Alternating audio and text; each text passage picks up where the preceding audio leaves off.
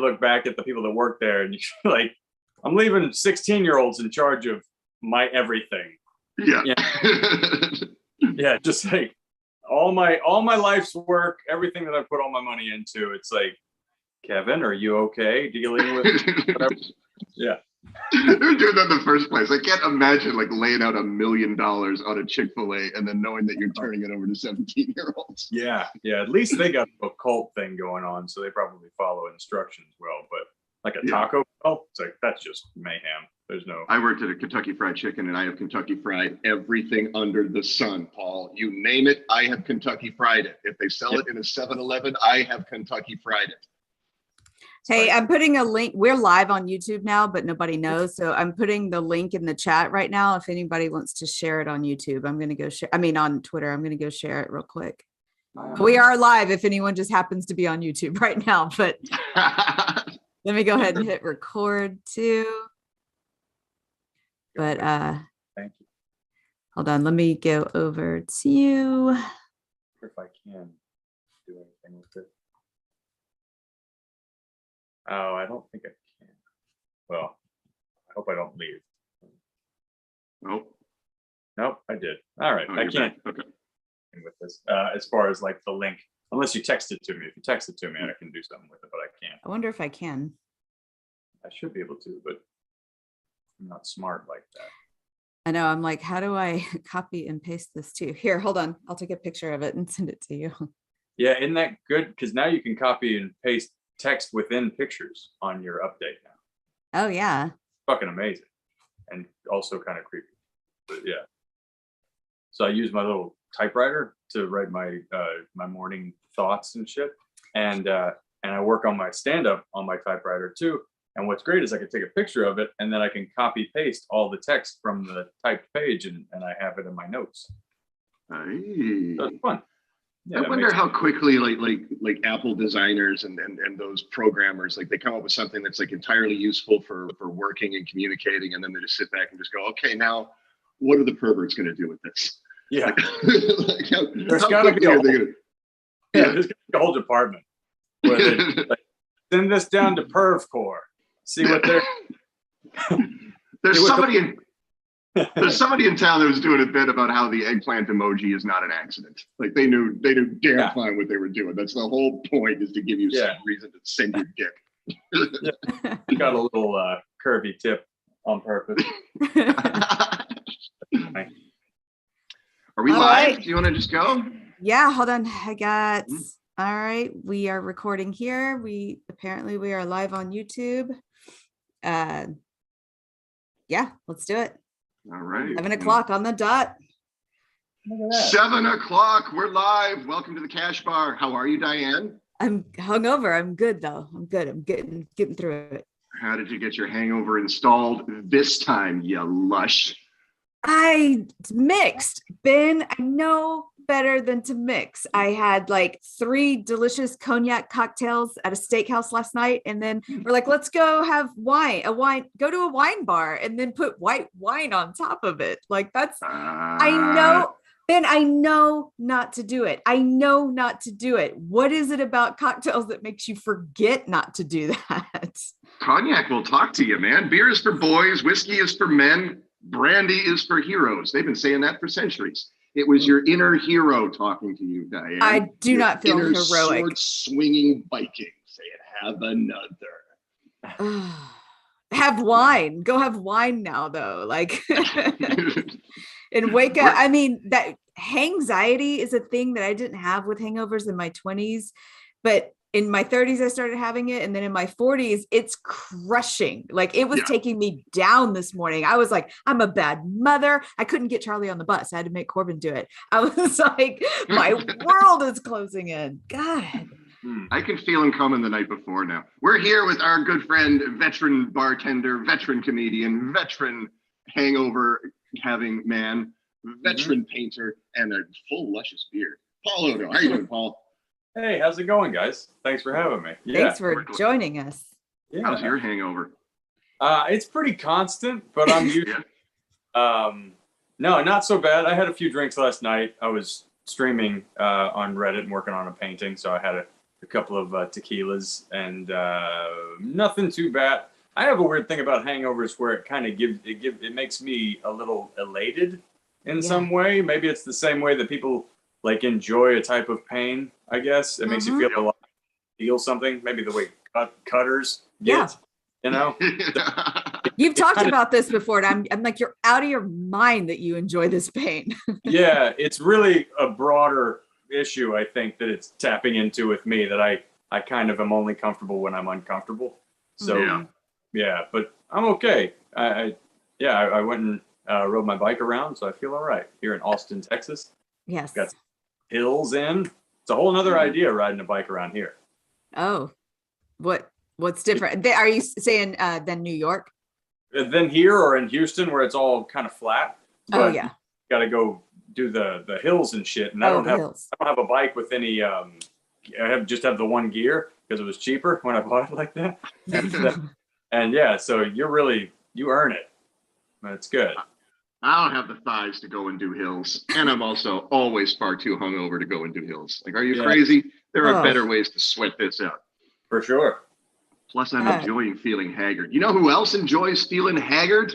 The subject of our show today. Yes. We're doing John Mellencamp. It's just John Mellencamp. I think he hates being called Johnny Cougar. He hates it. But I think Johnny Cougar's a great name. I really do. I know it's corny and everything like that, but Johnny Cougar's a great name. Is it his real? No, his real name's John Mellencamp, but he got he was he's a good-looking young kid from the middle of nowhere, so he went to New York to get a record contract, and the record label guy, who was the manager of David Bowie, said, okay, well, we're going to call you Johnny Cougar. And he was like, I don't want to be called Johnny Cougar. He's like, well, we're not going to put your fucking album out then. I said, okay, I'll be Johnny Cougar. And then he went from Johnny Cougar to John Cougar Mellencamp, and then finally to John Mellencamp by his third or fourth album. So it took him a while to get control of his name, but he got it in the end. Yeah. Wow. He's a stubborn bastard, apparently, too. So yeah, that's what we've heard. I didn't do a whole lot of research on him being an asshat, but someone else did, and we're going to hear from them later. Just Jeremy will come on with his segment. He's like, ugh. But to be clear, I don't think he's an asshat, and stubborn bastard is a full-throated compliment from me. Oh, okay. And it's a fun nickname. Like, if you're just like, before it meant like older woman that preys on younger men, but like it would fit, like if you were just coming up with your own nickname, it's like Cougar. Yeah. What is it with that? So Lance Berkman, Astros player, everyone called him Fat Elvis, and that was great his nickname. nickname. And he hated it. He's the one that named himself Big Puma. He's like, no, guys, call me Big Puma. And everybody's like, okay, Fat Elvis. Yeah, you have to just own it. You have to just go in there and be like, I'm fucking Fat Elvis. Like, wear the shit too. Just go for it. You can't nickname yourself, all right? Take it from this 42-year-old man who's routinely referred to as Princess, okay? You can't nickname yourself. There's nothing you can do about it, Princess. It just blows back. Like, if you try to adjust it, you're like, okay, Super Princess. Like, it's just double down. Yeah, they bring you fucking crystal slippers and shit to work. Yeah.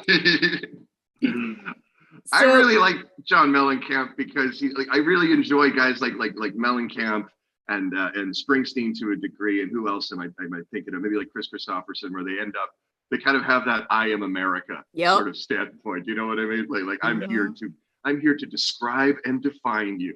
Like, that is a really arrogant thing to set out to do, but sometimes they do it. Such a big way. They represent America's heartland. There was something about like this group of guys in the 80s and some of these songs, like Tom Petty's American Girl, and then, everything Bruce Springsteen was doing. And then John Mellencamp, that's usually we see now reserved for country music, but it was very America from like mainstream pop and rock and roll then. And now it's kind of moved over to country only doing it. Now it's completely split. That whole mentality has just gone country. Yeah. And the country people, like I think we talked about it in a Bruce Springsteen episode, but there's a Bruce backlash in the country world as well, because Bruce he's far too liberal, Paul. Far too liberal. Yeah, you can't like America and also have divergent political opinion. Yeah. Yeah, apparently that's the way it works now again. But I think it's not like he did a podcast with Barack Obama, and that was a bridge too far. Fucking They were- traitor. How did you talk Damn to right. a president? That Yeah. yeah. The lines are very, very strange now. It's like, yeah, it's so weird. I was Yeah, they're not talking lines anymore. They're walls, and they're heavily gunned. in Yeah. a big way, all over the place. So bizarre. I was talking to another streamer guy on Reddit the other day who was he had for whatever reason decided he's like, just, I'm a conservative, tell me why I'm wrong, and just kind of like picking a fight with the world, I guess. And Right. and it was interesting because he's kind of a younger guy and he wasn't like out of his mind. He was just explaining. He's like, I have conservative political opinions and I'm willing to talk to you about them and shit. And I kept kind of like talking to him about it and dealing with the nuances of it. And he wasn't like off the rails, but I kept just saying, what I need to know is how you justify Trump. Like that's all I need to know. And as far as all this goes. And I kept saying it, and he kept just kind of skipping past the question, right? And I kept asking, not in a shitty way, just being like, but once again, how do you get around the Trump thing? And then I eventually said, hey man, are you not seeing the comments that I'm asking about the 45th president of the United States? He's like, I haven't seen any of those. And what? He said, yeah, I've seen nothing about Trump posted on here. I was like, so they're filtering out the word Trump as I type it in. So it didn't. Interesting. So yeah, and both of us were like, that's fucking weird. Unless he's lying. He was not the type. Like Okay. I was, because then we went on a whole thing about that. He's like, yeah, that's fucking strange. He's like, I don't have a problem talking about Trump, but it's real weird that it just censors out the thing. I was like, Yeah. You think the bots are just tired? They're like, no, we're done. I don't Yeah. I don't want to hear it anymore. I think it triggers a complete shit starting thing. They're just like, just cut this out before it even gets like, Yeah, you like can't. the AI has just decided that name causes all the trouble. We'll just take that out right now. Yeah. Right. And what's actually it more to that point specifically was then once we started talking about it, the fucking floodgates opened up and everything became about that. And everybody started fighting with each other where it was kind of a civilized conversation. And it was just like throwing gas on this fire and it just kept growing. It's like, okay, I'm going to leave you with that. But this is the problem, in case you're wondering what the problem is with beef. This is specifically the issue. Yeah. You got to think about him, you'd almost have sort of some weird high grounds to be on, to be honest. Yeah. But this doesn't work. Just like as far as getting along with each other. The AI has two solutions. We can delete that one name every time it crops up, or we could activate Skynet. All right. So, yeah, not to take it. I was gonna say the reason why, we were supposed to have like different guests and stuff, and then I still wanted to do a live YouTube live this week, and then I saw, Paul, you posted something about the song and the one lyric that everybody's waiting for. And I was like, that's what we're doing. I guess I'll figure out what it is that I said for when it comes up. Yeah. You'll know when it comes I up. remember Let's do it. the wording. Yeah. We're doing Jack and Diane. It's probably the most famous song by John. It was John Cougar Mellencamp at the time. He's John Mellencamp now. These are the lyrics. Little ditty about Jack and Diane, two American kids growing up in the heartland. It's hard to sing that song without getting into the rhythm of it. Jackie gonna be a football star. Diane's debutante backseat of Jackie's car. While I was reading about this song, I found out that I guess Mellencamp's original plan was to make this an interracial couple. Like he was going on tour and he was seeing a lot of mixed race couples. He's from a small town in Indiana. So that was kind of a new thing. He was like living in a new America. So he wanted to write a song about that, about these new American couples. When he took it to the record label, they were like, I don't know if we want you stepping on that hornet's nest, John Cougar Mellencamp. Johnny Cougar. We're looking for a big radio hit here. I don't know if we really want to get into America's wounds. It makes me laugh because I was like, how was he going to restructure the lyrics to this song? And I was singing Black and Diane, but I don't. Yeah, I'm curious. I hope it wasn't that. Where would you fit that into this story? Because I'm looking at the lyrics here. Yeah, I don't know. It would have where been totally different. Yeah. Yeah. Apparently, I have no idea what the original lyrics were, but apparently it's the Jackie gonna be a football star line that he specifically had to change. So whatever, Oh. however he described or introduced the listener to Jackie, that was probably where the Jackie's going to be a football star. So Jack, he's a black guy. Yeah. Just so you know, Jack is what's the word? How do you prefer it? He's African American. Yeah. Oh. And then I guess we got to change the last part of the next line. I don't know. It's just to make it rhyme. I don't know. Yeah. I'm no song man. Lyricist. Yes, there it is. There it is. That wasn't a big enough hint. Diane's debutante backseat of Jackie's car, so she loses her virginity. She comes out to society in the backseat of Jackie's car. Is that what that means? I have so many questions, and I have misheard lyrics in this song. I was like, debutante. So that's debutante. I mean, I know what a debutante is, but I didn't know that lyric suggested I knew they were probably making out and stuff, but she lost her virginity in the backseat. Yeah. Okay. Well, I think that's definitely what they're saying. There's basically your debutante ball is where you're introduced to the world, right? Okay. Your father, it's like your quinceañera. Your father is basically announcing, "I have a grown woman in my house. Isn't she beautiful?" Yeah. Obviously, we don't do that in Indiana. We don't do that at all anymore. Thank God. Nah, we just get naked in the backseat of our cars. Yeah. Yeah. It's way better. Mm-hmm. I've never had sex in a car, by the way. I Never always had like sex to. in a car? I always like to freak people out with that because that's something everyone has done, but me. Never in a vehicle. Yeah. No, sorry. I was just going to say, when I was a teenager, because we had, there was no place to do anything. I did it in a lot of weird places. Yeah, I bet. Yeah. You ever tried the 69? Yeah, we've talked about this in a Pretty car. much same kind of clumsy concept. It just doesn't. Not really. Yeah, nobody tries to 69 after 25. Yeah. No, But you have to understand this is nonsense. I imagine somebody trying it now and you're just like, what the fuck are you doing? It doesn't it doesn't work. Yeah. It's almost too like cold. my keys are not here. I don't know how we ended up. We've looked everywhere now. Yeah. I don't want to, I can derail this whole podcast with this conversation and make it an hour, but I'm just going to say real quick, we were drunk playing telestrations with some of my girlfriends and we had to draw 69 and pass it around the table. And two of my friends at the table drew the guy on top.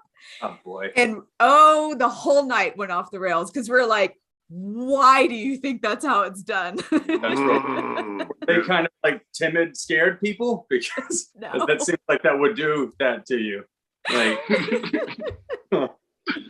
on top 69 is just a weird mixture of moods. I'm feeling very aggressive and also very generous. Yeah. I can't get the visual out of my head of splitting a log with an awl. I can't imagine how a woman would react not just to being forced into a guy on top 69, but I could also see women be get your filthy feet away from my pillows, you monster. Yeah. It was her idea. She's the one who fought for it. Yeah. Oh, really? She said, I don't even know who's watching this or if anyone is, and I don't want to make it too dirty, but she's like, I just don't want my butt in the air like that. And I was like, but the trade-off is not better. Yeah. You're kind of dick waterboarded otherwise. I don't. So bad. All right, let's get on to the most famous line of this. Speaking of the most famous line of this song. Sucking on a chili dog outside the Tasty Freeze. Poor word choice, Mr. Mellencamp. Yeah. But it paints a picture. The minute he said that, I'm like, small town, got it. Yeah. Yeah, I found what I wrote about it as far as the tweet was. It was, I want to see John Mellencamp watch a montage of the hundreds upon thousands of people that have winced uncomfortably upon hearing the line, sucking on a chili dog outside Tasty Freeze. Because it doesn't upset you, but every time you hear it, you're like, we didn't need that. And that's all it's ever been. You just kind of look at the speaker in your car. You're like, what did you say? It's just a hitch somewhere to the point where you really think there had to have been a conversation at the record label or whatever. Just like, John, we've brought a chili dog in for you. Just want to know how you eat it before we go forward with it.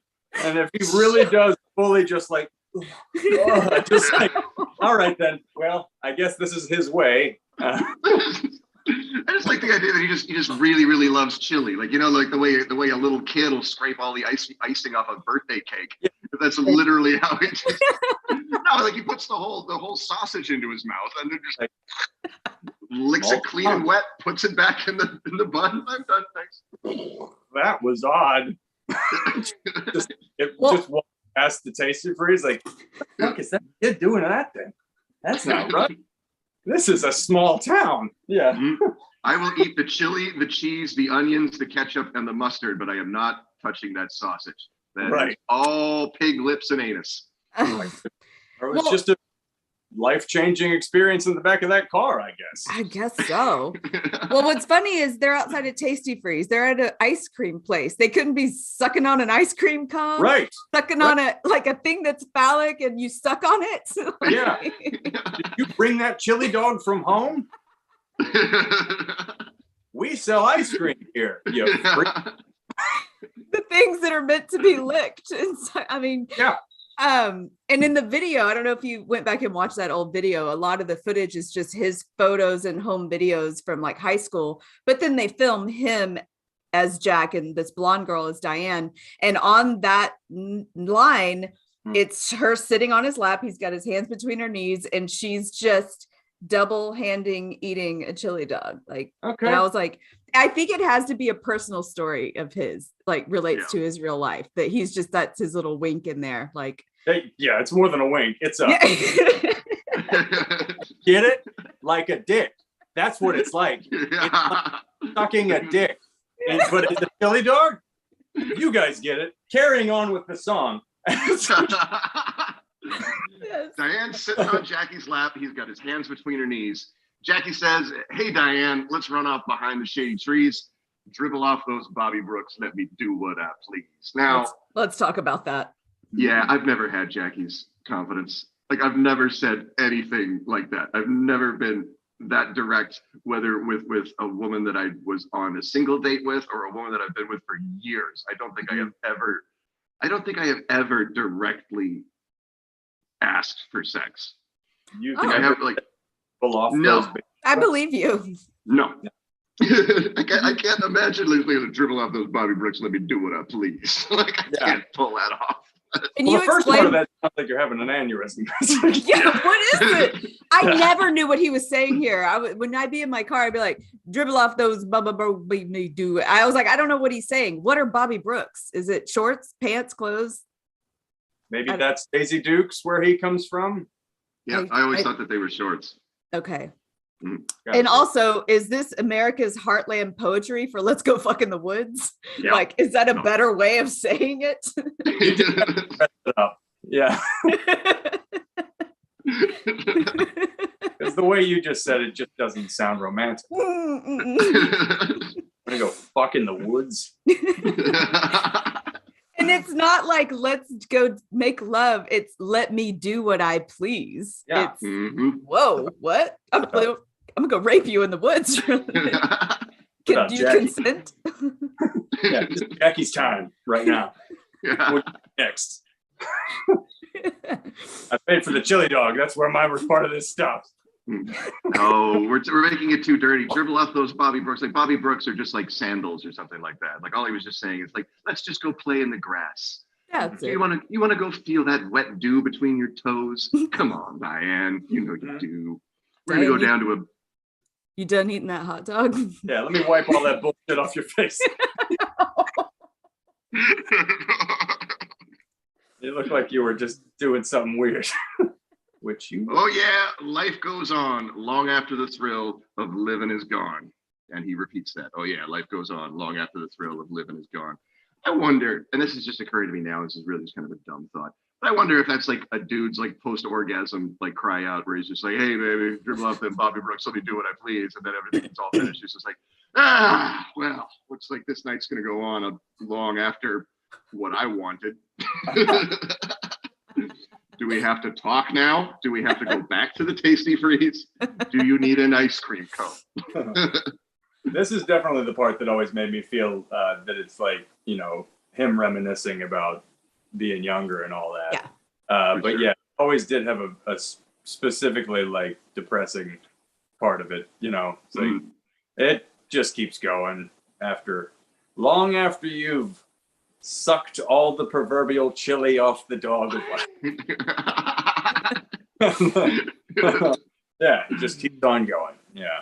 Yeah, I saw where he talks about this song and he's saying this song is about a young couple falling in love like for the first time. And he is saying basically your teenage years are the best years of your life, but life still has to go on after that. And I always have such a problem with these peaked in high school people where I was like, those 4 years in high school for me strung together were the most insignificant 4 years of my life. I mean, I think 28 to 32 was my best 4 years strung together.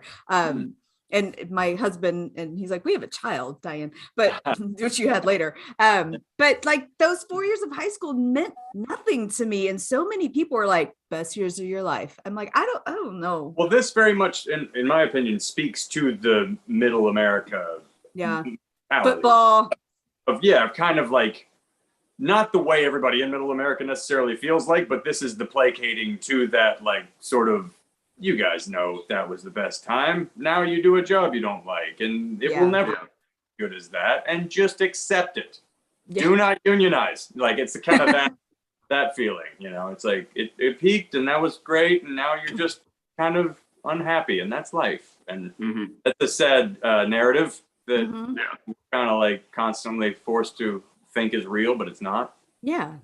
Yeah. I think there's a lot of factors. Like, I think this song was written at a time when that was like the life cycle. Like you went to high school, you had your first sexual experiences, your first drunks, all those good times. And then you get out of high school, you get a job at the factory, you get married, you have a kid, and the cycle repeats itself. So like all you're doing is raising a child for those glory moments, and then it's going to happen again. That doesn't happen with our generation because we either have kids later, Diane, or we don't have them at all. Yeah.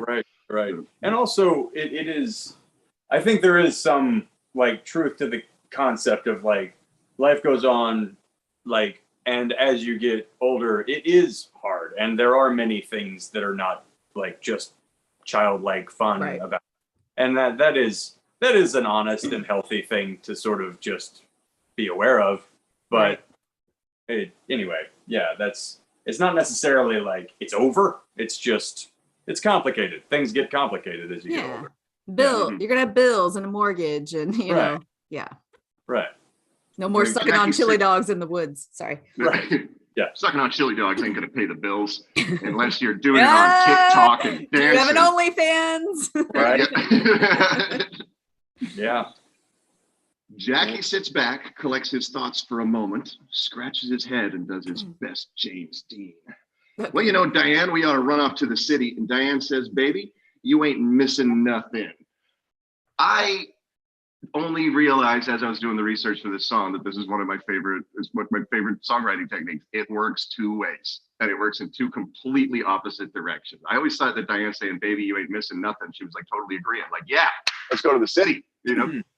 You're right, Jackie. Everything you say is perfect, but really, like, you could totally interpret it as saying, like, why do you want to go to the city for? That's what I thought. Right here. Yeah. Yeah, that's what I thought. I'd never thought of it that way. I always thought of it the other way. I always thought of it as being like enthusiastically, yep, let's go to the city right now. Oh no, I think Diane likes the chili dog Tasty Freeze life, and he's like, maybe there's something more out there. Yeah.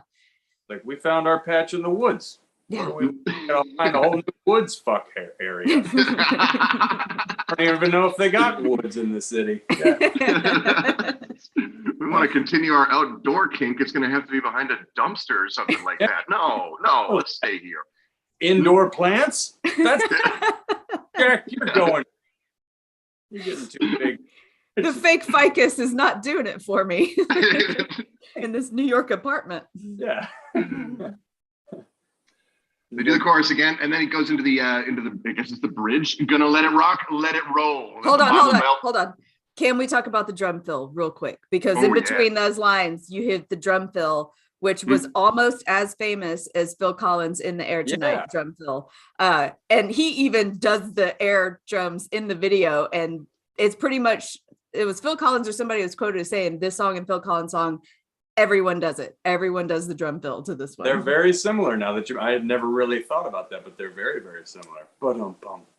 Yeah. Well, there's Yeah. a story about it that we can get to later, but like the drummer that they hired for this, he was freaking out because they had a drum machine at first and it wasn't really working out. And John Mellencamp came to him and it was kind of a last minute thing and was like, I need you to go do a good drum fill. Like you need to create one because what we're doing isn't working. And this guy had been freaking out thinking like the future of drummers is at stake in the 80s with these drum machines. And so he went in there and just gave it all his all. I see him putting on a headband. Like, I got you. This John Henry versus the Steam. Yeah, that's fucking awesome. Yeah. Okay, go ahead. Oh, let it rock. Hold on to 16 as long as you can. Changes come around real soon, make us women and men. What's he saying about the Bible Belt there? Gonna let it rock, let it roll, let the Bible Belt come and save my soul. Like, was that? Is that pro, con? Like, I don't know which way the wind is blowing on that one. Pro? He's like, you got to stay. It's one of those like, you know, simple man, like stay true to your Southern roots, values and stuff. I think he thinks going on to the city will kind of ruin you, which my great grandmother told me when I was very little. Don't ever move to New York or LA. It's where all the sinners are. I was like, Granny, there's so much meth in this small town.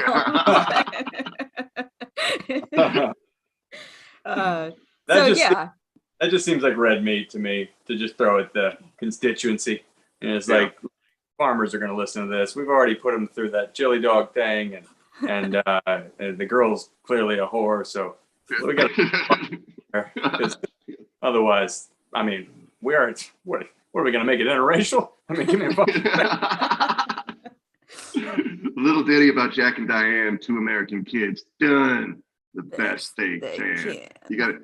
Done the best they can.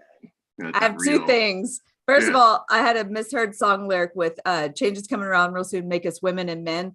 So simple, but I thought he was saying changes coming around real soon, make us swim in it, man. Like swim, like go with the flow. You gotta swim with it, which both make sense. It's not a big one.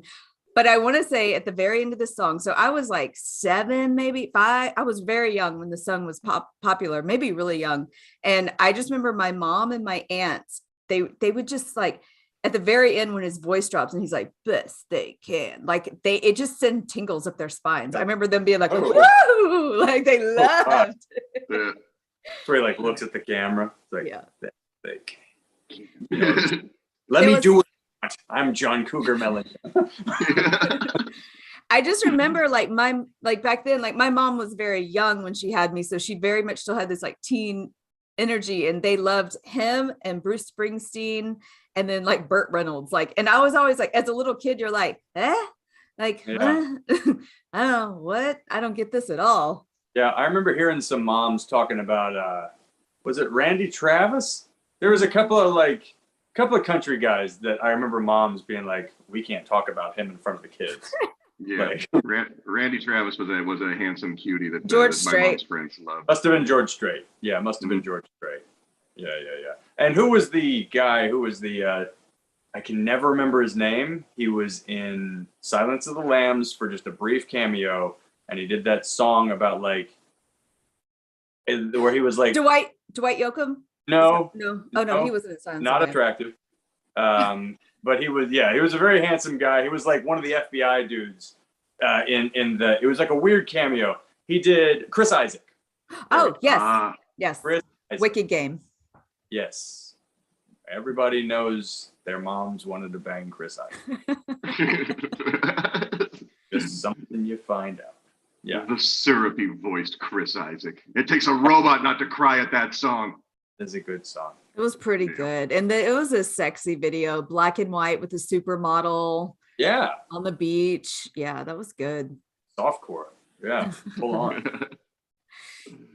All right. I think they threw every hook that they could imagine into this song. Like the more, like I listened to it after doing a couple of hundred episodes of a musical podcast. I think about music a little bit differently because I've heard so many people or read about so many people, how they write it and how they put everything together. Like you got the great chorus, like the "Oh yeah, life goes on." That's the hook. There's like 3 different guitar hooks in it. There's the real gentle acoustic guitar. There's the big booming chords. There's the drum fill. There's the clapping. It was just like they did everything they possibly could. Like obviously this was John Cougar saying, "I need a hit. I need a fucking hit." It really does feel like a genetically engineered hit. Mhm. It seems like it's got all the things you need. Yeah, exactly. Americana, all those musical things that you're talking about, and then plus like you're hitting Bible, sex, age stuff, like all that, small town, all of it. Just like it works. It amazes me that there are artists that can get to that level in anything, but I guess it's most pronounced in music, where they're literally in the studio with their band or whoever's around them, and they're literally trying to write the song that's going to be all over the radio this summer. Like that's what Taylor Swift does. That's what Machine Gun Kelly does. Like it's crazy to think that that's the goal and not a thing that just kind of. I always thought of it as just accidentally happening.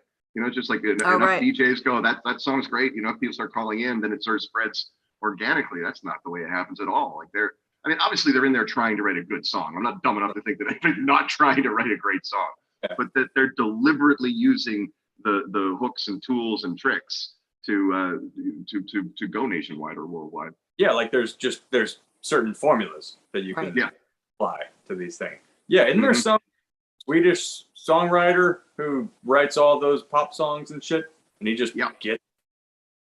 I forget his name, but he's written a ton of like big hits. Yeah, he wrote like "Oops, I Did It Again," like all of Britney Spears' early hits, the Backstreet Boys' early hits. Apparently, there's a Swedish guy that is the Svengali of that sort of. Yeah, he just gets it. It's like work. Yeah, he did the "I Kissed a Girl" thing. Barry one. Or he did get it. He's probably in his 40s now and unable to relate to the youngins anymore. I've had my moment, made my money, bought my hooker island. I'm done. Yeah, I mean, or he just like spins in a circle for 2 minutes and does it again. I mean, all you got to really do is dumb yourself down more and be like, be like, love's forever. Nobody's gonna fall out of love. Sex is the most important thing. All these like nonsensical kid things that you're like, all this shit matters. Yeah, it's all magic. Anytime I'm stuck for an idea, I lick the chili off a hot dog and go fuck outside, man. Well, we have this conversation all the time about like, I don't love mainstream pop music most of the time, even the stuff that's catchy. And I was thinking about it the other day, like why? And because I was listening to a song and I'm like, I know what it is. We like lyrics. We like poetry. I want better lyrics, and mainstream pop songs are usually just kind of baseline, nothing too deep, nothing you got to think about too hard. And they're repetitive to a point that I get mad and change the channel. I'm like, how many times are you going to say that same line over and over? Like, stop. And it's just, expanding the time of the play. It's getting the earworm in your head. And I'm like, I don't respect this choice. I don't like it. It's wild. So I'm back to driving now. Having moved back from New York, I'm here in Austin. And I have a truck. It's a hand-me-down truck. It was my grandpa's truck, and it's not like old, but it has a CD player. But what good is that? Do you have CDs? No, I left all those in my fucking disc booklet somewhere, and who knows? It's in a pile. But now I just have to listen to the radio. And it's like 20 songs. Yeah. Just over and over again. And it's like they're cattle prodding people into buying Spotify subscriptions. Yeah. It's so crazy. They're just like, you guys don't think this is insane to just keep doing this over and over and over again? It's bizarre. That's why it's called Top 40 Radio, basically. I mean, they're just recycling, like these are the hit. This is all you're going to hear. You say you have an old truck, so you can't get like serious and all that stuff. Like I listen to podcasts and comedy in my car. I have no clue what's going on in the world of music. I don't have access. Bluetooth speaker. That's all I try to do. I just try to put I'll charge up my little Bluetooth speaker and keep that in the seat next to me so I can listen to podcasts, or I can listen to, one of my favorites, Rock the Cash Bar, obviously, or just anything else. Yeah. But yeah, it is. you would have thought that they would kind of age out of this paradigm that they're like, we should just play the same shit over and over again, and people won't get tired of that with limitless options. Yeah, right? Yeah, it's real strange. But yeah, the pop music is the way that it is, I guess. Yeah, but that was it. I was like, it was lyrics that don't make me think deeper than I kissed a girl and I liked it. No offense, Katie. But and the repetitiveness. I'm like, move on. Stop saying the same line. Something. The stations here in Austin have a little bit more variety because there are, a little bit more music geeky stuff here. So you do get a little bit more like college radio stuff from time to time, but same kind of thing though. Yeah. Yeah. I did want to talk about his identity. Like I said, like you mentioned earlier, they named him Johnny Cougar. It's the same guy that named Bowie, David Bowie. And he didn't like it. But he was struggling. Like they were really pushing. He was so young. They were pushing this notion on him. Like you have to make an identity. You have to have your thing. That's what you do in this world. And he said one of his friends, a girl told him, John, just be a pair of blue jeans. That's what you are. And the great thing about blue jeans is you can dress them up or you can dress them down. That's a great quote. That is good. Yeah. And so I think he leaned into that hard and it worked for him. Although, was Bruce Springsteen already blue jeans? I think Born in the USA was out in like 1983 or 84. So it was later on. I think that's his famous, that's the famous blue jean against the American flag, album cover. He was also like blue jeans in coveralls. Yeah. Yeah. Mm-hmm. Like he had like a little bit more like working man shit that is all fabricated also, but still. Yeah. Yeah. I think it's important to notice too. This blew my mind today reading this. Paul, you'll like this. He is a very talented painter, and that's really? what he was going to do if music didn't work out for him. And he actually still does. And one of his paintings hangs in the governor's mansion in Indiana. I'll have to look at that. I know. Yeah, reading about his life now is both. It's weird. Like it's both. It sounds like idyllic and also a little bit sad. Like he got married when he was real young. Like when he graduated high school, he got married because his girlfriend was pregnant. So he was a father by the time he was just like right out of high school, and that he was a father to a daughter. That daughter grew up, and when she was 18, she had a child. So he was a grandfather by the time he was 37 years old. So if John Mellencamp feels old, it's because life made him old pretty quick. Yeah. But he got remarried to the LA doll. He married an LA doll and brought her to this small town. Yeah. He married her, had 2 sons with her, and they eventually split up. And I was reading this really kind of, it was a sad and yet idyllic article where they're talking about his art and what he does. They said that he's got a room above his barn on his great big, like 65-acre, we would call it a ranch. I guess they call it a farm in Indiana, but that's where he does his painting. And he says, I go in there at 8:00 in the morning and I stay in there until dark. I just do. Yeah, it would be fantastic. Sound familiar, Paul? Yeah, that's perfect. That's yeah. But it was also really sad because he was talking about his sons have gone away to school and he's since broken up with his wife. So he goes, I used to come home from work or come down from the studio and say things like, hey, who's happy to see daddy? And there would be 3 voices, like I am in a chorus. He goes, now I walk in the house and nobody says anything. Like, Jesus. oh, John. The struggles of being an egomaniac. He literally wrote about this. It was coming. Life goes on after the thrill of living is gone. Yeah, exactly. That's where he's sitting right now. Yeah. Just eating a chili dog with a knife and fork. Actually, it just has mustard on it now. Yeah. Who's got time for the chili anymore? Gives me heartburn. Pots and pans. Just chili out of the can.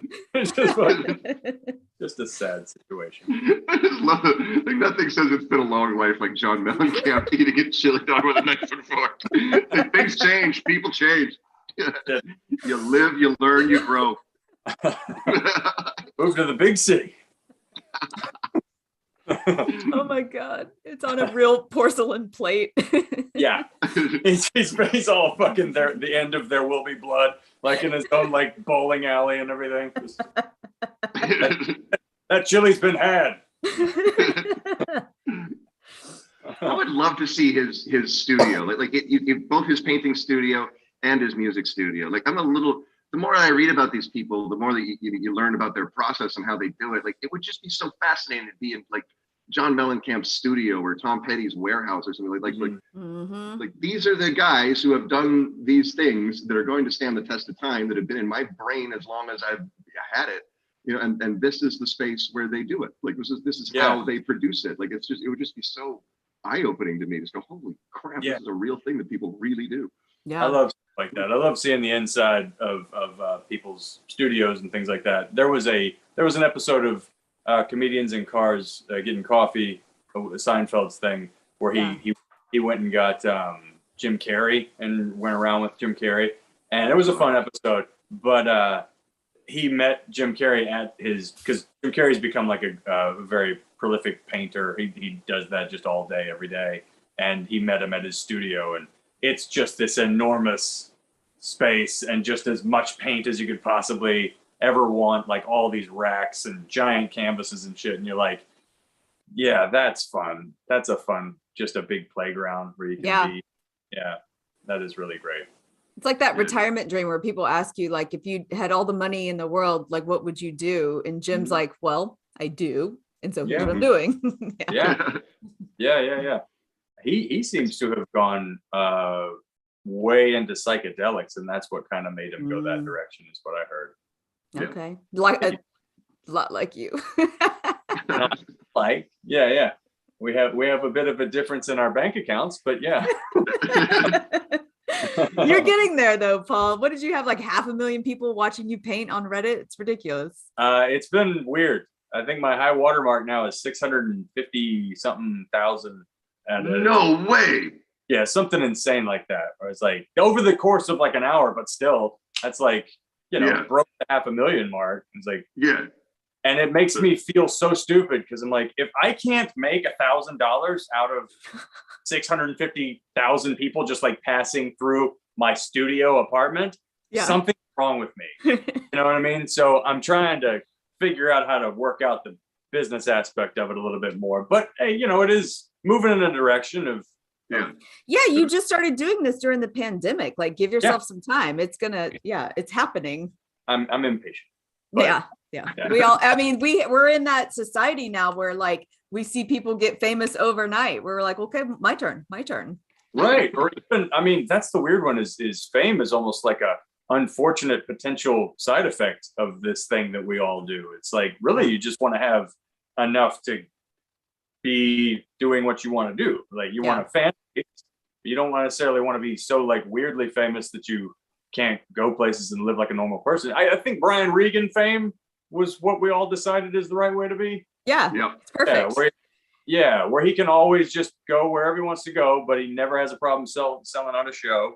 And so you got your diehard fans, and there's plenty of them, but you're just still kind of a regular person. That's Bill Burr was there for a while. Now he's kind of like tipped into too much, which I think he would probably agree with, to be honest. But it's that sweet spot where you want to try to find. Yeah. I heard one time they said if you have 1,000 diehard fans that will buy everything you make, you're fine. You're good. That's the goal. Yeah, that's what you're looking for, is 1,000 that if you make something, they sell it. If you have a Patreon, they subscribe.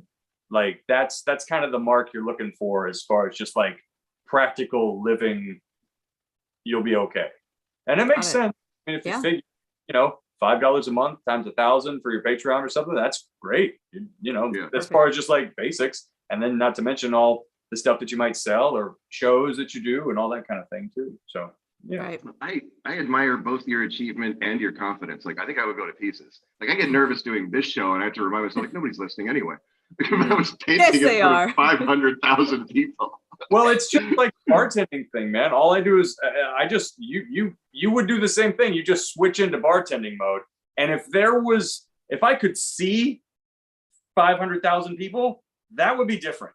But because it's just a number on a screen and it's like people writing stuff, it's not, you kind of are just like I went skydiving years and years ago, and I have a similar feeling about that. Like when I jumped out of the plane, you look at that outside and you're like, that's not even real. Like it just doesn't even make sense So like, even when you jump, you don't get that rising stomach in your throat thing, because you're just like, this couldn't possibly be happening. And so it's like a disconnect that allows you to sort of like, yeah, it doesn't feel like that. It just feels like I'm answering questions and they're coming rapid fire, but it's not like I'm actually looking at all those faces, all those people. That would be a whole different thing.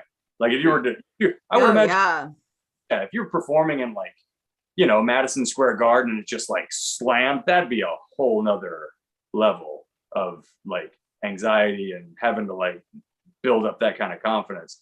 But you really just kind of disassociate. It's almost like just a slammed bar. When you got that feeling of overwhelmed, just like there's too many people ordering drinks. And so you just kind of breathe and you're like, I'm going to talk to you. And then I'm going to talk to you.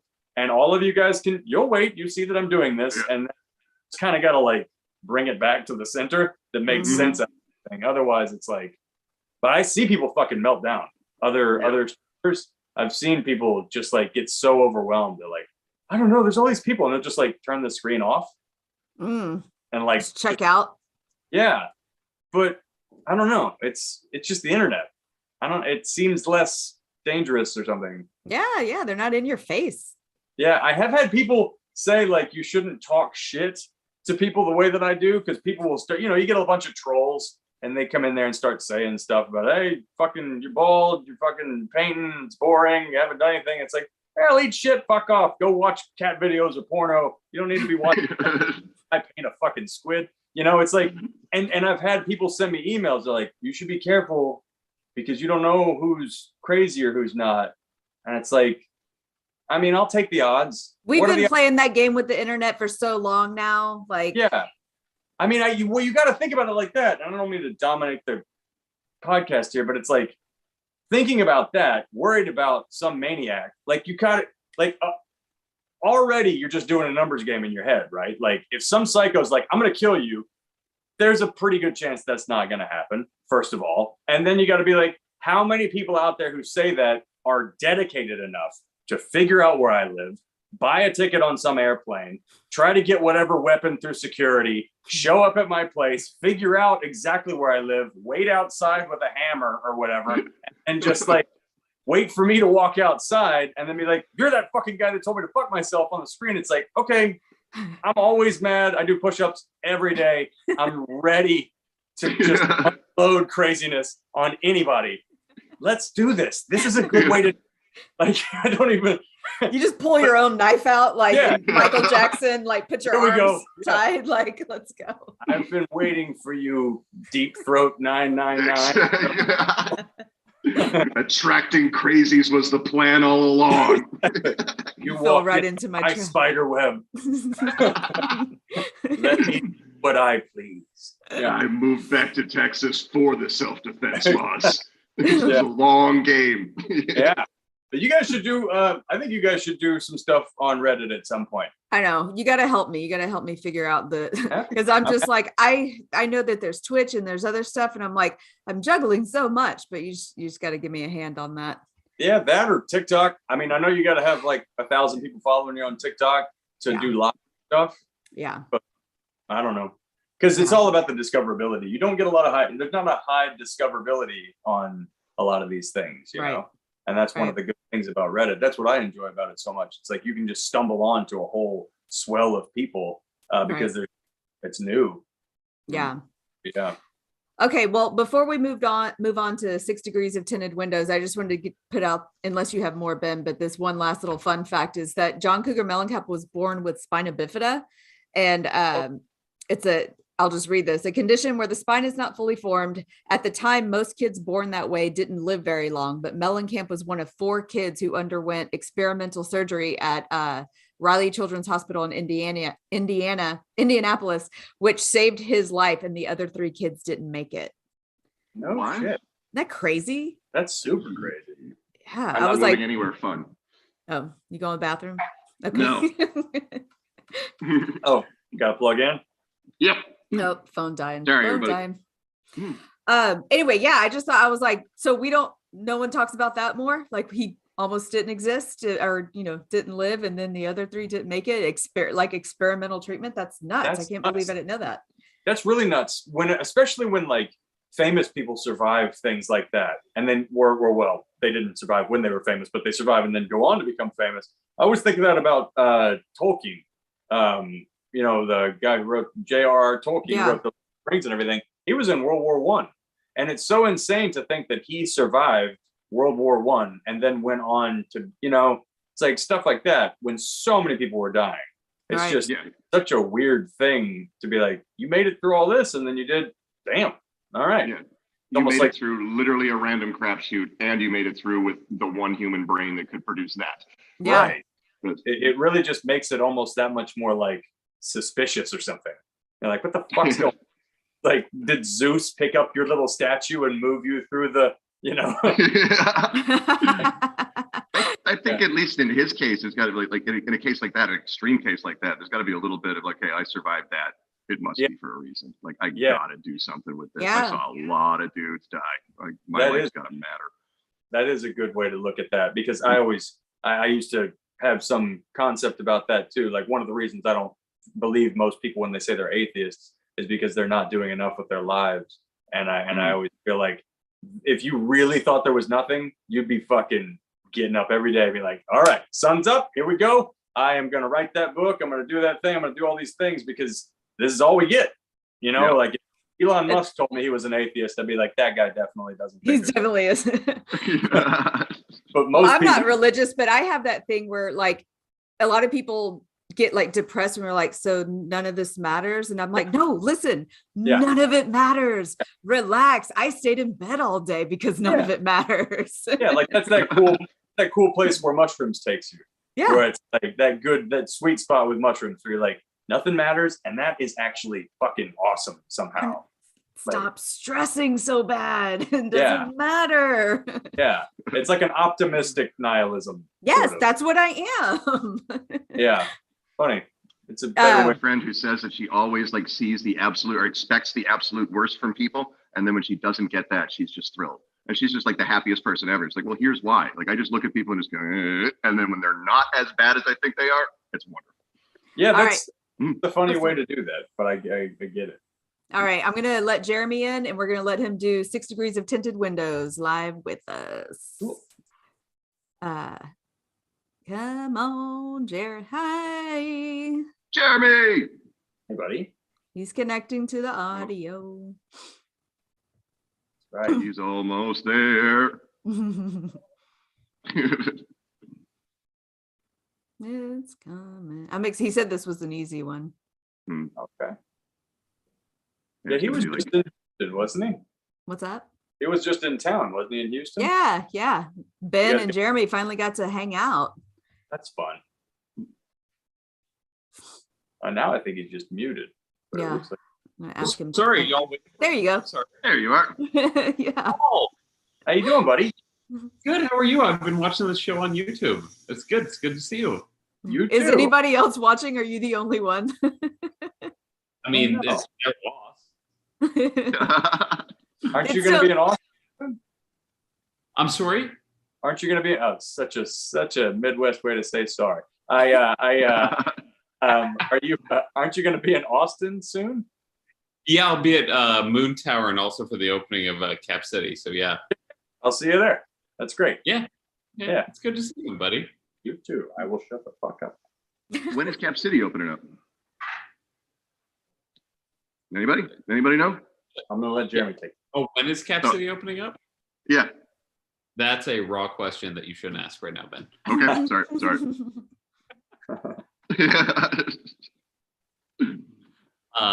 Yeah, it's soon would be the answer. Mm-hmm. But still up in the air. City permits, you know the fucking city. All right. Yeah. Okay, Yeah, there's a little bit of delay on you. Okay, maybe it's better now. All right, Jeremy, you said it was an easy one. How are we connecting Johnny Cougar to tinted windows? So I was listening to you guys, and I know I sent this to Dianne, but it's like, have any of y'all read his interviews? Like John Mellencamp's? I read a couple of them, yeah. He's a sociopath. Tell us about that first. Like, just reading his interviews, I'm like, oh my God, you're insane. And like, it's like that Midwestern, because Paul brought that up with just the way I say sorry, but like that Midwestern passive aggressive mixed with like, but I also think I'm the greatest. Like, so I read so much, like we've done what 100 of these, and like I'm always just like, yeah, that person's kind of crazy, whatever. But like every Mellencamp interview I read, I was like, oh, you're nuts. Like you're really the worst. Really? Well, can you give us an example? Like, it's just what's one that hit you? He just keeps talking about how an interview projected him as not the best, but he's also like, yeah, I'm not the best, but I'm also the best. Okay. Like, it's like that Midwestern bullshit where it's just like, yeah, I'm not great, but I'm also great. Like, I don't know. Like, I read like 4 interviews and I was like, oh, I'm not a huge fan, but I was just like, oh, you're crazy. Yeah. Anyways, I'm sorry. I'm I can I'm be way off I topic. can be that type of crazy. Like maybe nobody's watching this, but I'm like, but we're still good. It was a version of that, but it was more like, I can see why you guys don't think I'm great. So here's Okay. why I'm not great, but also I'm great. Okay. Huh. It's like a weird Midwestern thing. I almost married somebody like that. Yeah. I have married someone like that. So we've both been there, Paul. Anyways, super quick. So Mellencamp did Farm Aid with Willie Nelson. Willie Nelson album Songbird was co-written and co-produced by Ryan Adams. Ryan Adams was in the band Whiskey Town. James Eha wrote Don't Be Sad for the last Whiskey Town album, Pneumonia. James Eha is in Tinted Windows. So ta-da. Hey. You do this just off the fly, like you just kind of think it. So we've discussed this. This one, yeah, I could do off the top of my head. Like this one, I knew like, oh, we did that thing with Willie Nelson. I knew about Songbird. Songbird like is a really great, and I think not even on streaming services anymore, Willie Nelson album. We have that one, yeah. Do you have that? Mm-hmm. It's an amazing album. It's good. It's really, really good. They do a Graham Parsons $1,000 Wedding is on that. Like Yeah. it's really good. So Paul's like, generally I do these off the top of my head, but there are occasionally moments where I'm like, well, I need to look that up. But this one, yeah, I totally do off the top of my head. You don't have like red thread connected to shit against your wall, or like CDs, and like. I mean, I do, but in a very different way. Yeah, because it does seem it is such an interesting, like just natural talent to have. I think talent is an overstatement, but I appreciate Ability? it. We'll go with ability.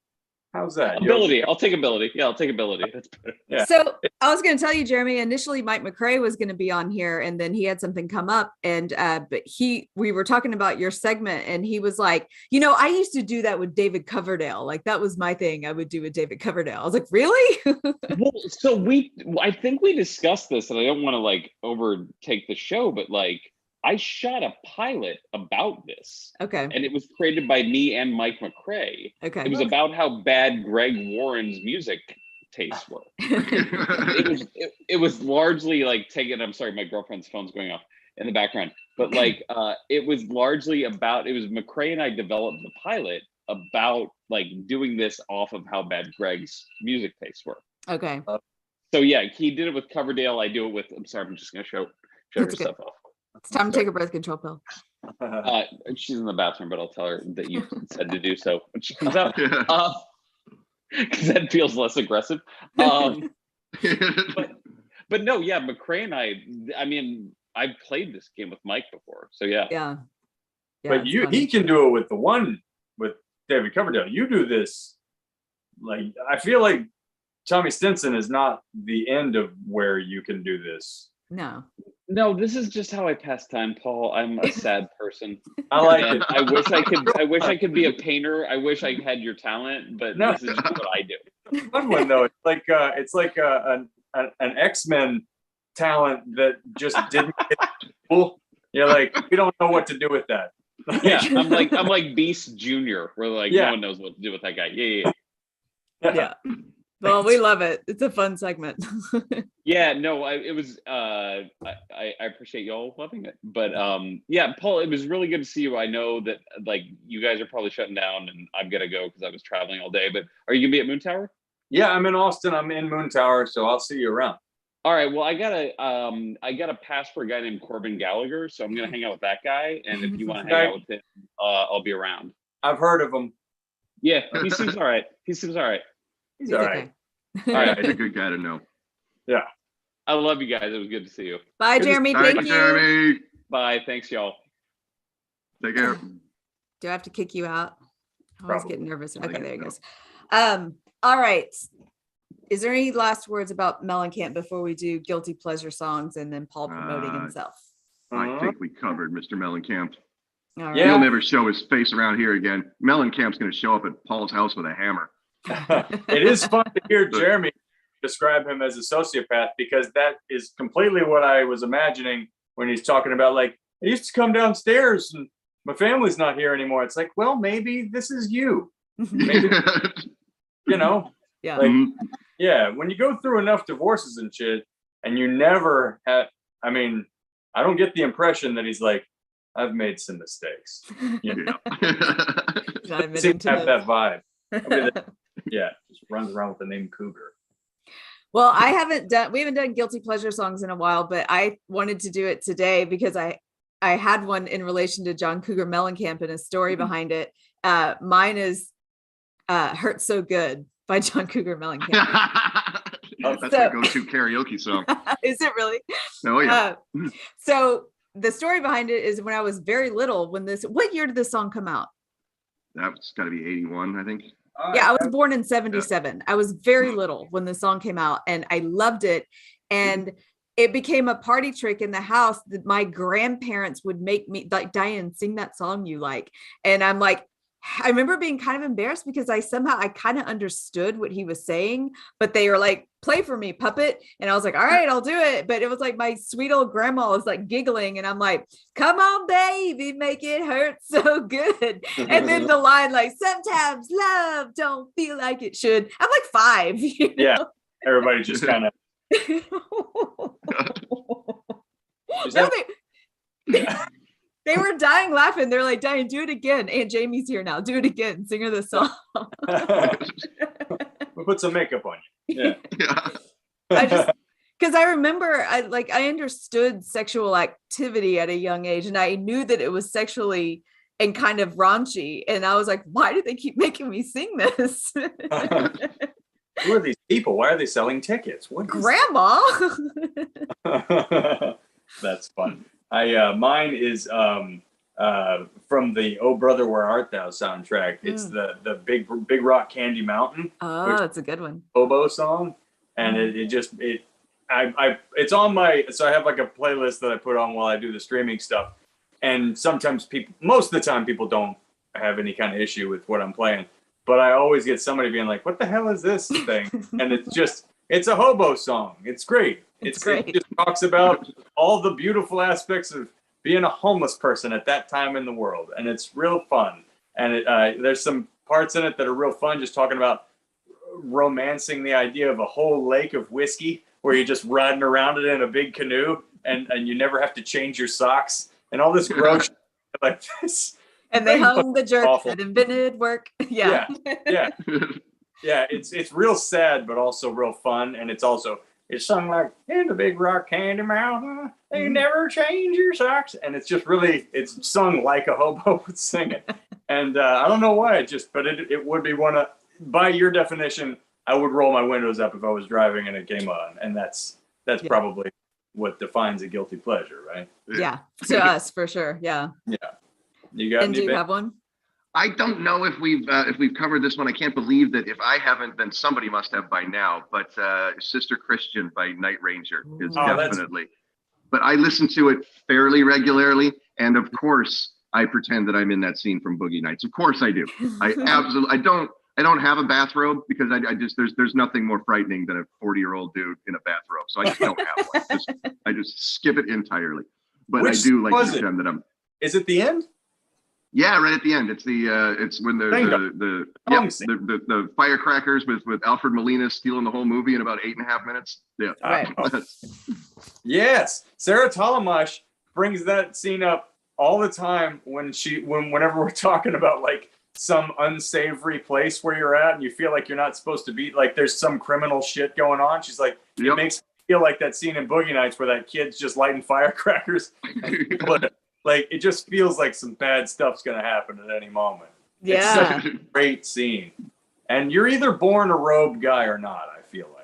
I think you're probably right about that. I think you're right about that. I always have the joke where just like I don't own a gun because I'm afraid that I'll just look for reasons to use it. It's the same reason I bought a tuxedo. Also the same reason why I don't own a bathrobe. I just feel like if I had one, like I'd understand its power. Yeah. It's people, guys that do that are way too comfortable with themselves for me. Yes. It's aggressively casual. Yes. It's like it's like the clothing version of Matthew McConaughey. Like, it's a perfect analogy. Yeah, You gotta write that down. Intensely casual that it feels like you're gonna get in a fight with me about Guys that wear a robe, it's like they know at any moment their wiener can be hanging out and they're not going to break eye contact with you because they don't care. Yeah. Yeah, it'd be a positive thing. We hope it does. Yeah. Yeah. Yeah. That's all your deal. You came into my robe situation. Yeah. My robe vortex. You were in the vortex of the robe. My robodome or whatever. A whole nother thing. I've got to warn you, this bathroom door is robe event horizon. There's no coming back. It's great. Oh my God. I have a package that just got delivered. I ordered I broke down and ordered a bidet from Amazon, and it has arrived alarmingly fast. Oh. Like, did you order it today? Today. Okay. Yeah. How long was that weighing on your mind? How long until you pulled the trigger on the bidet purchase? Quite a while. Because I would imagine. Yeah, when I was in New York and I was living with Bob, he bought one, and it turned me. I mean, we've talked about this. Yeah. Yep. And so I've been doing it without for a while, and you just feel like a peasant, like with a we're past this. And so I just pulled the trigger on it. They're only like $30, and I ordered it, and it's like it'll be there in 5 hours. It's like, you guys can relax. It's not like an emergency. Like, now we know what happens when you need a bidet. We know what it's like to miss a bidet. Yeah, you want to be like, take your time. Like, we got you. We got you, buddy. Ramble the jets. Your beehole is going to be sparkling in no time. I'm going to have that air of superiority. Just, I'll be like John Cougar Mellencamp walking around. That's perfect.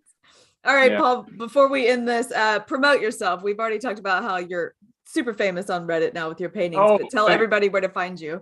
The easiest way to find me is my website, which is just my name.com, paulodo.com, oddo.com. And then I'm on most things. I've made myself kind of harder to find. It's my screen name, which is look behind you. Move here so they can see it on YouTube. There you go. Yeah. That's Odo, EAUXDDEAUX. Is that reversed? No, I can see it. Okay. All right, cool. Yeah, so that's my handle at most things on like Instagram and all that. But I think you can get there just through my website. You should, because that's the purpose of that. It should. Okay. And if it's not, I need to fix it. So just go to paulodo.com, and if you can't find me through there, that's on me. Okay. Well, what's funny is all we've talked about is you being a painter, but you're a stand-up comic. Like, oh yeah, do you have shows coming up, or you're doing Moon Tower? Yeah, I'm doing Moon Tower, and then next, what is it, April, and then in May, I'm going over to the other side of the world into Eastern Europe to do some shows for the United States military, and my parents are not excited about that, but I feel like, if anything pops off while I'm there that damages me, y'all aren't any safer here. The way that I'm but it should be something special. It always is. It's something I'm super, super appreciative of being able to do, and it's extremely rewarding, just personally rewarding. But yeah, since I've been back in Austin, or back in Texas, and now in Austin, I've been doing a lot more stand-up than I was doing in New York. There's more here, and it's more accessible, and it's not quite as you don't have to elbow around to try to get on stage like you have to in New York. It's the rhythm of doing stand-up in New York doesn't really agree with me in the way that you have to be so pushy. And I don't like to be real pushy about, I don't like to be anywhere I don't feel welcome. And that doesn't fit very well in show business, but it works better here. So I've been doing a bunch of shows and I'm lining up a lot more. And so Moon Tower will be the best place to see me soon. Awesome. Yeah. Thanks for having me. It was really fun. This is fun. Yeah. Get back on with you guys. I've been listening and the show's great. And I'm really glad you guys are sticking with it. Maybe, we'll talk about the other things that can be done later on, but I'd love to see you guys doing like a Twitch thing. It'll be fun. Because that's a whole nother fun, but there's so many fucking things to do. It's hard to keep up. Yeah, I know. It's a lot. Yeah. All right. Well, I'm going to put this episode out on Monday but after that, it's going to be Ben's turn to choose a song. And he says he'll have to surprise us with it. It's going to be a shocker. My God. I don't know what we're going to do. Yeah. All right. The truth is I didn't hold up my end of the bargain. I don't know what we're doing next week. Yeah, I don't know. I think I sprung it on you too, because I think it was supposed to be my turn, but then we skipped a week. So we'll figure it out. No worries. This is fun. We had a lot of laughs. I know. Thank you, Paul. Let's go live again sometime. I'm into it. All right. I'm going to shut us down. Goodbye, everybody. We did it. Bye. Should we vogue? Let's vogue. And vogue.